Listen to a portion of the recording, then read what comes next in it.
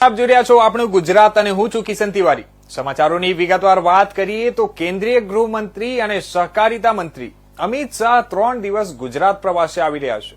તેઓ 7 થી 9 માર્ચ અમદાવાદ, ગીર સોમનાથ, કોડીનાર, જૂનાગઢ અને ગાંધીનગરમાં વિવિધ કાર્યક્રમમાં હાજરી આપશે। અમિત શાહ 7 માર્ચે સાંજે અમદાવાદ એરપોર્ટ પર આવશે અને 8 માર્ચે સોમનાથ પહોંચશે। ત્યારબાદ કોડીનાર સુગર ફેક્ટરીની મુલાકાત લેશે તેમજ બ્રહ્માનંદ વિદ્યાધામ જૂનાગઢમાં પણ પહોંચશે। 9 માર્ચે સેલામાં બુદ્ધિસાગર સુરેશ્વર મહારાજની 150મી જન્મ જયંતિ નિમિત્તે 150 રૂપિયાના સિક્કાનું અનાવરણ કરશે। સસ્તું સાહિત્ય ટ્રસ્ટ બિલ્ડિંગ અખંડાનંદ માર્ગ ખાતેના કાર્યક્રમમાં પણ અમિત શાહ હાજરી આપશે તેમજ એડીસી બેંકના સ્વર્ણિમ શતાબ્દી મહોત્સવ જેતલપુર ખાતે હાજરી આપશે। આ સાથે અડાલજમાં હજારો વકીલોના શપથ સમારોહમાં હાજરી આપશે અને સાંજે 4 કલાકે મહાત્મા મંદિરમાં ડિજિટલ સેવા પોર્ટલનું લોકાર્પણ કરશે અને ગાંધીનગરના ડબોડા ખાતે શાશ્વત મિથિલા ફાઉન્ડેશનની પણ મુલાકાત લેશે।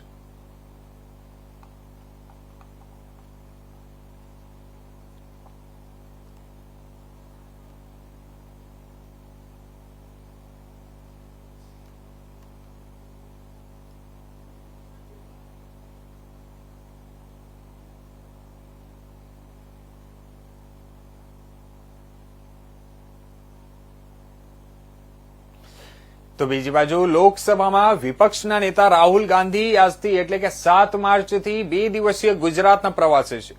7 અને 8 માર્ચના રોજ અમદાવાદમાં રહેશે અને લોકસભામાં પોતાની ચર્ચા દરમિયાન આવનારી ગુજરાત વિધાનસભાની ચૂંટણીમાં કોંગ્રેસની સરકાર બનશે તેવો દૃઢ નિશ્ચય કરી રજૂ કર્યો હતો।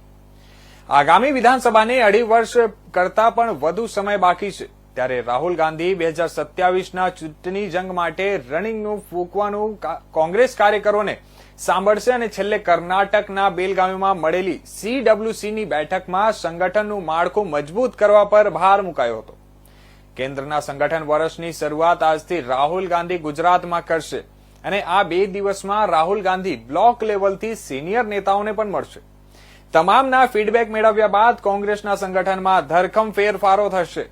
આ મુલાકાત દરમિયાન રાહુલ ગાંધી 7 માર્ચના રોજ સવારના 10 વાગ્યાથી સાંજના 7 વાગ્યા સુધીમાં 5 મીટિંગ યોજી હતી। આમ 9 કલાકમાં તે 500 જેટલા કોંગ્રેસીઓને મળ્યા હતા જેમાં તેમની સાથે ગ્રાઉન્ડ કનેક્ટથી લઈ હાલના રાજ્યના તથા પાર્ટીના આંતરિક પ્રશ્નો અંગે માહિતી મેળવી હતી। આમ પહેલીવાર કોંગ્રેસના કોઈ રાષ્ટ્રીય નેતા આખો દિવસ રાજીવ ગાંધી ભવનમાં બેસશે।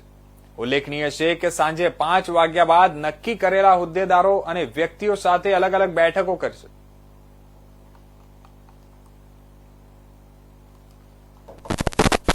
जैसा कि आप जानते हैं कि पार्लियामेंट के मंच से राहुल जी ने भाजपा को चैलेंज दिया था कि इस बार 2027 के चुनाव में कांग्रेस पार्टी और विपक्ष भाजपा को हराएगा। राहुल जी ने कहा था लिख के ले लो, इस बार गुजरात में आपको हराएंगे।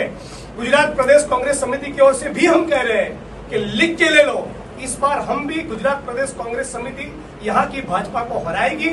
ताकत से लड़ेंगे, सड़क पर उतरेंगे, इंकलाब करेंगे। जो दिनकर ने कहा था याचना नहीं अब रण होगा, जीवन जय या कि मरण होगा। कड़े मुकाबले के लिए हम तैयार है। अधिवेशन भी पार्टी का अप्रैल में हो रहा है तो स्वाभाविक तौर पे राहुल जी तैयारी के लिए आए। सबको मिलने वाले एक नई ऊर्जा है, पॉजिटिविटी है। कहाँ गलतियां हुई, कहाँ क्षति रहेगी, उसके ऊपर भी मंथन होगा और एक बेहतर कांग्रेस का निर्माण कैसे हो, बेहतर गुजरात का कैसे निर्माण हो, उसका खाका लेकर आने वाले दिनों में सड़क पर उतरेंगे, जनसंपर्क करेंगे। રાહુલ જી ગુજરાતમાં કોંગ્રેસના કાર્યકર્તાઓ બ્લોક સ્તરથી લઈને પ્રદેશ સ્તરના કાર્યકર્તાઓ સાથે એક સંવાદનો કાર્યક્રમ કે જેમાં શું ભૂલ થઈ, શું સુધારવાની જરૂર છે અને આગળની રણનીતિ શું હોઈ શકે એના માટેની ચર્ચા કરવા માટે સળંગ 2 દિવસ કાર્યકર્તાઓ સાથે સંવાદ કરશે। રાહુલજીએ પાર્લામેન્ટની અંદર ભારતીય જનતા પાર્ટીને કહ્યું હતું કે તમે લખીને લઈ લો, ગુજરાતમાં 2027માં અમે સત્તા પરિવર્તન કરશું, ભારતીય જનતા પાર્ટીને હરાવશું।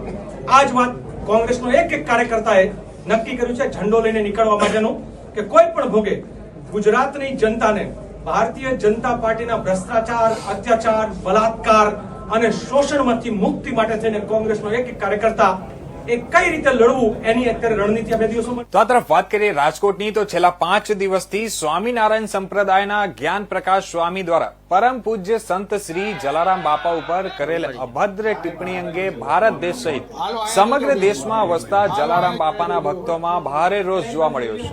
ત્યારે જલારામ બાપાની તપભૂમિ એવી વીરપુર ખાતે પણ રઘુવંશી સમાજ અને વીરપુરના વેપારીઓ દ્વારા 2 દિવસ બંધ પાડી સ્વામિનારાયણ સંપ્રદાયના જ્ઞાન પ્રકાશ સ્વામીનો વિરોધ કરવામાં આવ્યો હતો. ત્યારે છેલ્લા 5 દિવસથી ચાલી રહેલ વિરોધમાં સ્વામિનારાયણ સંપ્રદાયના જ્ઞાન પ્રકાશ સ્વામી દ્વારા આજ દિન સુધી રઘુવંશી સમાજના લોકો જલારામ બાપાની માફી નહીં માંગતા આજરોજ રાજકોટના રઘુવંશી સમાજ દ્વારા રાજકોટ પોલીસ વિભાગના પ્રેરનગર પોલીસ મથક જ્ઞાન પ્રકાશ સ્વામી વિરુદ્ધ ફરિયાદ નોંધાવી અને પોલીસ તંત્ર પાસે આવા જ્ઞાન પ્રકાશ નામ વાળા અજ્ઞાન પ્રકાશ સ્વામી વિરુદ્ધ પોલીસ વહેલી તકે પકડી કડકમાં કડક કાર્યવાહી કરે અને જેલના સળિયા પાછળ ધકેલી દે તેવી માંગ કરવામાં આવી હતી. સોનલ સોમૈયા, બસ એ જ અમારી માગણી છે. જલારામ બાપાનું મંદિરની આ વિશે બોલે છે સ્વામિનારાયણના સાધુ, તો એને એ તો ખબર પડવી જોઈએ ને કે સ્વામિનારાયણ ભગવાનની ત્યાં ગયા હશે, આવ્યા હશે, ત્યાં આશીર્વાદ દીધા હશે, પણ અંશેત્ર ચાલુ નથી કરાવ્યું. એ અમને બધાને ખબર છે, અમારા વડવાઓ જાણે છે. અભદ્ર ટિપ્પણી કરી છે. હા, 5-7 દિવસથી વિરોધ ચાલુ છે. હા, તો એને માફી માંગી જાય એ જ અમારી માગણી છે. બીજું કાંઈ કહેવા માંગતા નથી. અમે બધા શહેર સિટી ગામડા બધીએ નીકળી પડ્યા છે રઘુવંશી કે માફી માંગી જાય. આવી આજનો કઈ રીતનો વિરોધ છે? આજે શું અમે બસ પોલીસ ફરિયાદ કરવા આવ્યા છીએ. શું છે આગળ જઈને ખબર પડશે. Hasubhai Bhagdev, Ramdham trust Jalira trustee. હસુભાઈ, જ્ઞાન પ્રકાશ સ્વામી દ્વારા જે રીતે ટિપ્પણી કરવામાં આવી હતી, 5 દિવસથી વધારે સમય થઈ ગયો, હજી સુધી માફી નથી માંગવામાં આવી, કઈ રીતનો વિરોધ રહેશે હવે? એની આ એ જ ભૂલ છે, એટલે જ દરેક સમાજમાં 18-18માં આક્રોશ વધતો જાય છે. આજ 5 દિવસ થયા. એને એવું નથી, જલારામ બાપા વિશે તો હમણાં બોલ્યા, એથી પહેલા એ નાગબાઈ વિશે, હનુમાન વિશે, બ્રહ્માજી વિશે, શંકર વિશે, બધા વિશે બોલી, કૃષ્ણ વિશે, બધા વિશે બોલી ચૂક્યા સ્વામિનારાયણ સંપ્રદાય અલગ અલગ સંતો. એટલે આક્રોશ વધતો જાય છે. હવે તાત્કાલિક એના 5-5 બોલતા વાર ન લાગી તો 5-5 દિવસથી અને માફી માંગતા 5 દિવસ લાગે. એ ટેલિફોનથી માફી માગી લે ચાલે, વિડીયો કોલથી એને આવવું જોઈએ. વડતાલ બોર્ડના જે ચેરમેન હોય કે જો એને તાત્કાલિક આનો રસ્તો કઢાવવો જોઈએ. બાકી આના પરિણામ ગંભીર આવશે. અમારી તો એક જ માંગ છે કે વીરપુર આવી જલારામ બાપાની સામે દંડવટ કરીને માફી માગી લઈએ તો શાંત પડશે. બાકી હવે જેટલો ટાઈમ જાય છે એટલો આક્રોશ એની ઉપર વિરોધ વધતો જાય છે. આજે રઘુવંશી રામધામ ટ્રસ્ટ જાળીરા આજે. તો આ તરફ વાત કરીએ પાલનપુરની, તો પાલનપુર શહેરમાં નગરપાલિકા દ્વારા કચરાના સ્ટેન્ડને સ્વચ્છ ભારત મિશન અર્બન નિર્માણ ગુજરાત અંતર્ગત ઓપન કચરા સ્ટેન્ડનો સદંતર નિકાલ કરવાના હેતુથી પાલનપુર નગરપાલિકા દ્વારા જાહેર રોડ ઉપરના કચરા સ્ટેન્ડ નાબૂદ કરવામાં આવ્યા છે અને તે જગ્યા પર સ્વચ્છતા અંગેનો ચિત્રો દોરાવી તેમજ સ્લોગન લખવામાં આવતા આકર્ષણનું કેન્દ્ર બન્યું હતું.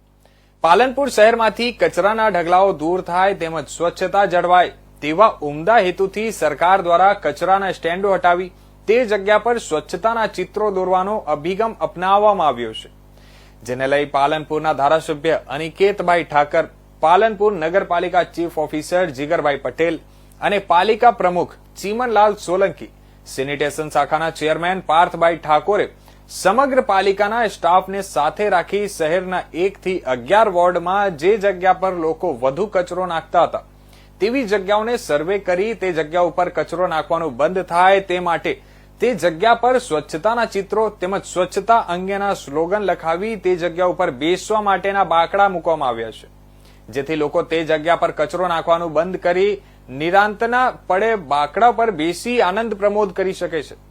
આમ પાલનપુર નગરપાલિકા દ્વારા શહેરના 17 જગ્યા ઉપરથી કચરાના સ્ટેન્ડ હટાવી ત્યાં સ્વચ્છતાના ચિત્રો દોરાવી તેમજ સ્વચ્છતાના સ્લોગન લખાવી બાકડા મૂકવામાં આવતા તે જગ્યાઓ આકર્ષણનું કેન્દ્ર બની રહી છે.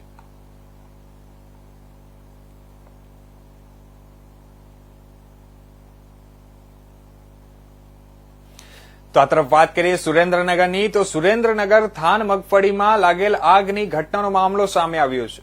રાજસ્થાનથી મગફળી ઘુસાડી સૌરાષ્ટ્રના ગોડાઉનમાં મૂકી અને આગ લગાડવામાં આવી હોવાનો વિરોધ પક્ષનો આક્ષેપ કરવામાં આવ્યો છે. રાજસ્થાનની મગફળી ગુજરાતના મગફળીથી 500 રૂપિયા નીચા ભાવે મળે છે અને ગોડાઉનમાં સીસીટીવી કેમેરા, ફાયર સેફટીના સાધન ન હોવાનું ખુદ પ્રાંત અધિકારીનું નિવેદન સામે આવ્યું છે. પોલીસ ફરિયાદ દાખલ કરવા અંગેની તૈયારી પણ પ્રાંત અધિકારી દ્વારા દેખાડવામાં આવી છે અને મગફળીમાં લાગેલી આગ અંગે ગોડાઉન ઉપરથી વીજ લાઇન પસાર થતી હતી, તેમાં શોર્ટ સર્કિટના કારણે આ હાદસો થયો હોવાની અનુમાન વ્યક્ત કરવામાં આવ્યું છે. તપાસનો ધમધમાટ શરૂ કરવામાં આવ્યો છે.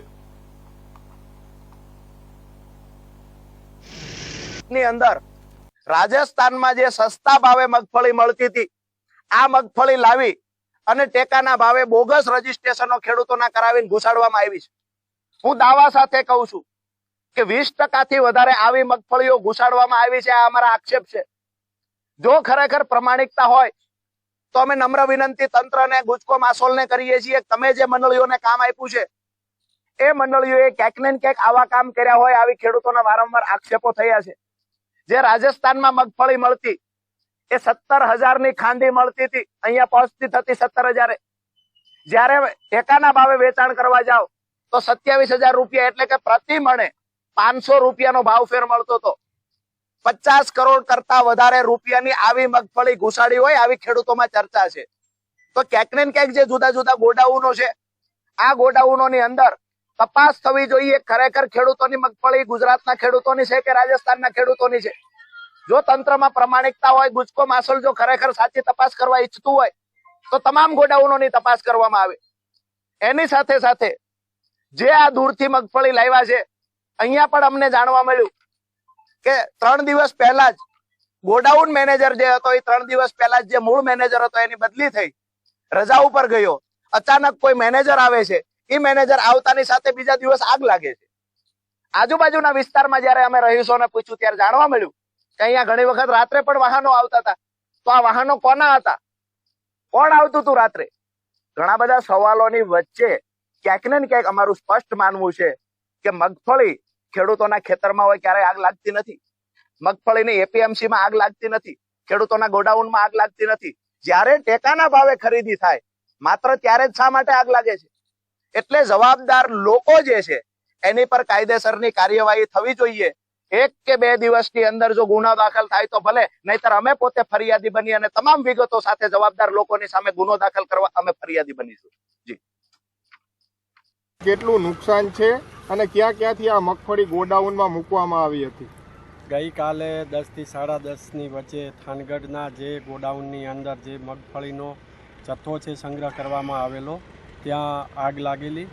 આ આગના સમાચાર મળતા જ મામલાદાર થાનગઢ સ્થળ પર પહોંચેલા. ત્યારબાદ અમારી ટીમ સાથે પણ અમે આવેલા અને ફાયર ફાઇટરોની મદદ લઈ જુદી જુદી 10 ટીમોની મદદ લીધેલી છે, આજુબાજુના ફાયર ફાઇટરોની. અને આગ ઉપર રાત્રે 11 કલાક સુધીમાં સંપૂર્ણ કાબુ મેળવ્યો. ત્યારબાદ જે કુલિંગની પ્રોસેસ ચાલતી હતી, જે હમણાં જ પૂર્ણ થઈ છે. કુલિંગ એટલા માટે કે જે મગફળીનો જથ્થો છે એની અંદર બારદનની અંદર ભરેલો હતો, તો આગ છે બારદનને બાળ્યા અને ત્યારબાદ જે મગફળીના ફોતરા હોય છે ત્યાંમાંથી સતત ધુમાડો નીકળતો હતો. તો એને કુલિંગ કરવું ખૂબ જરૂરી છે, તો જ 100% એ આગ ઉપર કાબુ મેળવ્યો છે એ કહી શકાય. એટલે એ સંપૂર્ણપણે પૂર્ણ થયેલું છે. હવે જે રહી વાત ડેમેજની, તો ડેમેજની અંદર જે નાનો દાણો છે એ નાનો દાણો છે એ જ એને નુકસાન થયેલું છે. જે મોટો દાણો છે એ સહી સલામત છે અને 80% જથ્થો છે મારા અંદાજ મુજબ કે સહી સલામત છે અને 15 થી 20% જે જથ્થો છે એને ડેમેજ થયેલું હાલ પ્રાથમિક દ્રષ્ટિએ જણાઈ રહ્યું છે. તેમ છતાં છે એ જે સેફ જથ્થો છે એના જે બારદન જે કોઈ અફેક્ટ નથી થયા એને પણ અમે અલગ સ્ટેકિંગ કરાવવા માટે ગોડાઉન મેનેજરને સૂચના આપી છે. અને જે બીજો બાકીનો જે સેફ જથ્થો છે એને પણ બારદનની અંદર ભરવા માટેની સૂચના આપી દીધેલ છે. અને ખરેખર કેટલો થયો છે જથ્થો નુકસાન એ તો ત્યાર પછી જ ખ્યાલ. ખાસ કરીને ઉપરથી 66 કેવીની લાઈન પસાર થતી હતી, નીચે ગોડાઉન ભાડે આપી દેવામાં આવ્યું હતું. કોની બેદરકારી ગણાય અહીંયા? જેણે ગોડાઉન રાખ્યા હોય એમણે પહેલાં પ્રિકોશન લેવા પડે કે આજુબાજુ જે ફાયર સેફ્ટીના નોર્મ્સનું પાલન કરવાનું હોય છે, આ છે તે છે. એ સંબંધિત જે CWC સેન્ટ્રલ વેર હાઉસિંગ જે છે એમણે ગોડાઉન રાખ્યું છે એટલે એમણે પ્રિકોશન લેવા જ પડે. નતા લીધા પ્રિકોશન લીધા છે કે નહીં એ અમારી તપાસ ચાલુ છે. અત્યારે તો એમનું નિવેદન એવું છે કે ઇન પ્રોસેસ છે. ખાસ કરીને જે ખેડૂત આગેવાનો આક્ષેપ કરી રહ્યા છે કે ભાઈ બહારના જિલ્લાનો જથ્થો અહીં રાખ્યો હતો, તો કયા કયા જિલ્લાનો જથ્થો? સૌરાષ્ટ્ર ઝોનના એમના જે નિવેદન જવાબ અમે લીધા છે એની અંદર સૌરાષ્ટ્ર ઝોનના જુદા જુદા જિલ્લાઓની મગફળીની નાફેડ અને ગુજકો માસૂલ દ્વારા ખરીદી કરી અને અહીંયા સ્ટોર કરવામાં આવેલી હતી. જી સાહેબ, જે આક્ષેપ પણ કરવામાં આવી રહ્યા છે કે આ મગફળી બાળવામાં આવી છે, કૌભાંડ છે, શું કહેશો? પ્રાથમિક દ્રષ્ટિએ તો અહીંયા જે વીજ લાઈન પસાર થાય છે અને આજુબાજુના જે વીજના જે તાતણા છે એ ખુલ્લા છે, તો જે શોર્ટ સર્કિટ લાગી હોય અને જે સિક્યુરિટીનો જવાબ છે તો શોર્ટ સર્કિટ લાગી હોય તેવું માનવાને કારણ છે. બાકીની તો જે કદાચ કોઈ હશે તો એ તપાસ. જવાબદાર કોણ ગણાશે સમગ્ર ઘટનામાં? સમગ્ર ઘટનાની અંદર જવાબદાર અત્યારે જે કસ્ટડી છે સેન્ટ્રલ વેર હાઉસિંગ છે, એ ભારત સરકારનો જે એક જાહેર સહાય છે એની કસ્ટડીનો માલ છે. જી સાહેબ, પોલીસ ફરિયાદ પણ થશે ખરી આમાં? હા, ચોક્કસ થશે અને એ અમે સૂચના આપી દીધી છે કે તમે એક FIR પણ.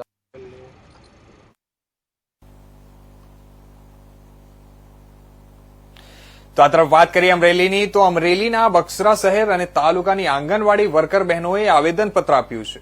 બક્સરા મામલતદાર કચેરી અને તાલુકા પંચાયત કચેરી ખાતે આંગણવાડી વર્કર બહેનોએ વિવિધ માંગણીઓને લઈ આવેદનપત્ર આપ્યું હતું. આંગણવાડી વર્કર બહેનોએ જણાવ્યું હતું કે આ બાબતને અનેક વખત અગાઉ સરકારને રજૂઆતો કરી છે, પરંતુ હજુ સુધી અમારી માંગણીઓ સરકાર દ્વારા સ્વીકારી નથી. બક્સરા તાલુકા પંચાયત અને મામલતદાર કચેરી ખાતે બહોળી સંખ્યામાં આંગણવાડી વર્કર બહેનો ઉપસ્થિત રહી આવેદનપત્ર આપી રજૂઆત કરી હતી. બક્સરા તાલુકા પંચાયત ખાતે ICDS અધિકારીને આવેદનપત્ર પાઠવી સરકાર સામે રોષ વ્યક્ત કર્યો હતો.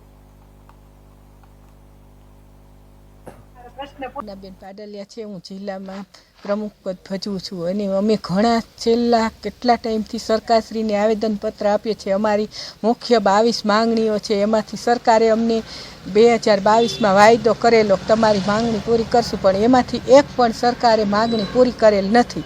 તો અમે અત્યાર સુધીમાં લગભગ DDO સાહેબને, પ્રોગ્રામ ઓફિસરને, ધારાસભ્યને, મામલતદારશ્રીને, CDPOને બધાને આવેદનપત્ર આપેલ છે, પણ કોઈ અમારો પ્રશ્નનો ઉકેલ આવેલ નથી અને કોઈ સરકાર સુધી અમારી માંગણી પહોંચાડેલ નથી.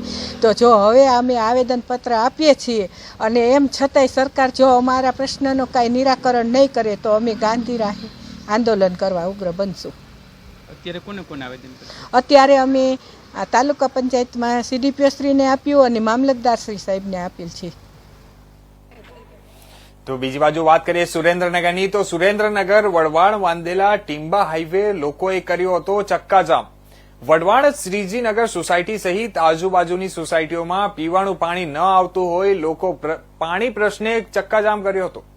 લોકોએ કમિશનર સ્થળ પર આવે અને નિરાકરણ લાવે તેવી હઠ લઈ બેસી ગયા હતા અને વઢવાણ પોલીસે ઘટના સ્થળે પહોંચી લોકોને સમજાવટ કરી. અને વઢવાણ વાઘેલા હાઈવે રાજકોટ અમદાવાદ નેશનલ હાઈવેને જોડતો હાઈવે છે અને બંને બાજુ વાહનોની લાંબી કતારો લાગી હતી. મારું સોસાયટીમાં કોઈ ફરિયાદ નથી. આ પાણી નાયા વગર અમે વયા જઈએ છીએ એવી પરિસ્થિતિ થાય. અમે વારવાર એન્જિનિયરોને ફોન કર્યા, એન્જિનિયરો કોઈ જવાબ નથી દેતા. નો વાલમેનને કહે કે જાઓ કમિશનર સાહેબ પાસે. હવે અમારે નહીં ધંધો મેં કરો, કમિશનર પાસે જવું. સાહેબ આવી અમારી પરિસ્થિતિ ન છૂટકે આ પગલું ભરવું પડ્યું. અમે આ 2 વર્ષથી હેરાન થઈએ છીએ અને ઉનાળામાં તો ખાસ, શિયાળામાં જો પાણીની વપરાશ ન હોય તો નથી આવતું. 4 દાડે પાણી આવે, 4 દિન 5 દિન થઈ જાય તો અમે રજૂઆત કરી, કોઈ અમારી સાંભળતું નથી. શું કરવું અમારે? અમે ન છટકે આ પગલું ફેર્યું છે ને અમને આ નથી ખબર. દુનિયા પડતા હેરાન થાય, અમને નથી ગમતું. હું શ્રીજીનગરમાં રહું છું. આ 2-3 વર્ષથી પણ પાણીનો પ્રોબ્લેમ બહુ જ છે અમારે ત્યાં. પાણીનો કંઈ ટાઈમ નથી હોતો. ઉપર લગીને અમે પહોંચ કરી છે, બધા ઉપર નગરપાલિકાઓ મોટા વડીલો અને બધે અમે કીધું છે, પણ કોઈ સાંભળવા તૈયાર નથી. અને પાણીનો કંઈ ટાઈમ જ નથી હોતો. રાત્રે 2 વાગે આવે, 4 વાગે આવે, 5 વાગે, અમુક વાર કલાકે પાણી આવે. કલાકમાં તો બંધ કરી દે અમુક સમયે. બધાને એવી પરિસ્થિતિ છે, અડધા ટાંકા નથી ભરાતા. ટાંકાએ શું પાણી થોડુંક આટલું માંડ પાણી ભરાતું હોય. પાણી આપો, બીજું કઈ નથી જોતું અમારે. પાણી જોઈએ છે અમારે. બધે નથી કુવા, નથી ડંકીઓ, નહીં એમાં ભરવા ક્યાં જવું અમારે? પાણી નથી. તો આ તરફ વાત કરીએ હિંમતનગરની, તો હિંમતનગરના ગોપાલકુંજ પાસે સ્થાનિક અસામાજિક તત્વોના દાદાગીરી સામે આવ્યો છે. ભિલોડા સ્ટેટ હાઈવે પર પસાર થતા વકીલ પર સતત 2 દિવસથી હુમલો કરાયો હતો, જેમાં ગામભોઈ પોલીસને જાણ કરવા છતાં અધિકારી મૂક સાક્ષી બની રહ્યા છે. ગામભોઈ પીઆઈને મોબાઈલ સ્વિચ ઓફ રાખવાની કુટેવથી સ્થાનિકો પરેશાન છે અને હાલ પોલીસ નહીં પહોંચતા અસામાજિક તત્વો સરેઆમ લુખ્ખાગીરી કરી રહ્યા છે. કલાકો સુધી હાઈવે પર બેફામ દાદાગીરીનો કેર વર્તાવવા સ્થાનિકોમાં રોષનો માહોલ છે. વાહનો પર દંડા ફટકારી અને પથ્થરમારો કરી તોડફોડ કરવામાં આવી રહી છે અને કારને ભારે નુકસાન પહોંચાડવાનો વિડીયો સામે આવ્યો છે. અસામાજિક તત્વોના દાદાગીરીનો વિડીયો વાયરલ થયો અને સ્થાનિકોનો ગામભોઈ પોલીસની સતત નિષ્ક્રિયતા સામે રોષ દેખાઈ રહ્યું છે અને ગામભોઈ પોલીસ સામે સ્થાનિકોએ વિરોધ દર્શાવ્યો હતો.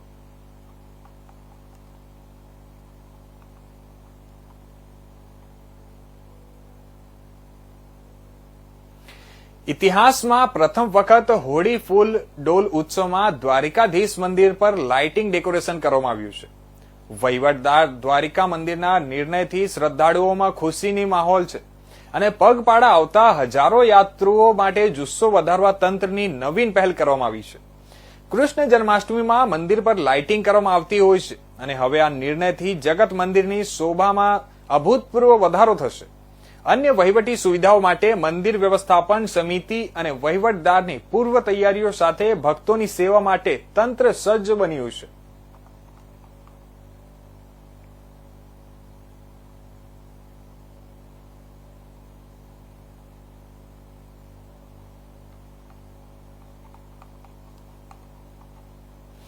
તો બીજી બાજુ વાત કરીએ સુરેન્દ્રનગરની, તો સુરેન્દ્રનગર જિલ્લા ભાજપ પ્રમુખ તરીકે હિતેન્દ્રસિંહ ચૌહાણને રિપીટ કરવામાં આવ્યા છે.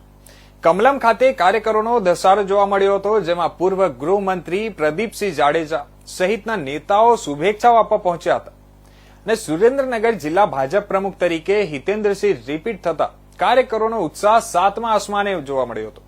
કમલમ ખાતે ફટાકડા ફોડી અને મીઠાઈ પણ વેચવામાં આવી હતી. પાર્ટી મને જે કામ અને કાર્યક્રમો આપશે તે પૂરા કરીશ ના કાર્યકરોની પાર્ટીએ કદર કરી હોવાનું જિલ્લા ભાજપ પ્રમુખ હિતેન્દ્રસિંહ ચૌહાણનું નિવેદન સામે આવ્યું છે.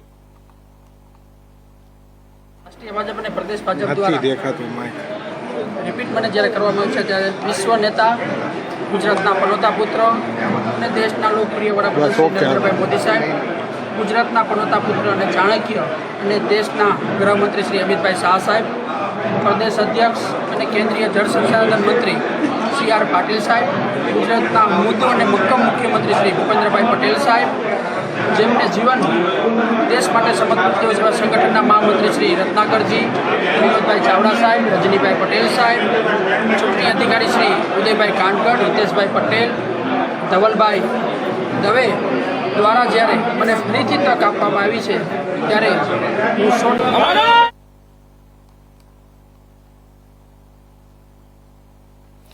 તો આ અત્યાર સુધીના મુખ્ય સમાચારો. વધુ સમાચારો માટે જોતા રહો ઇન્ડિયા ન્યૂઝ ગુજરાત.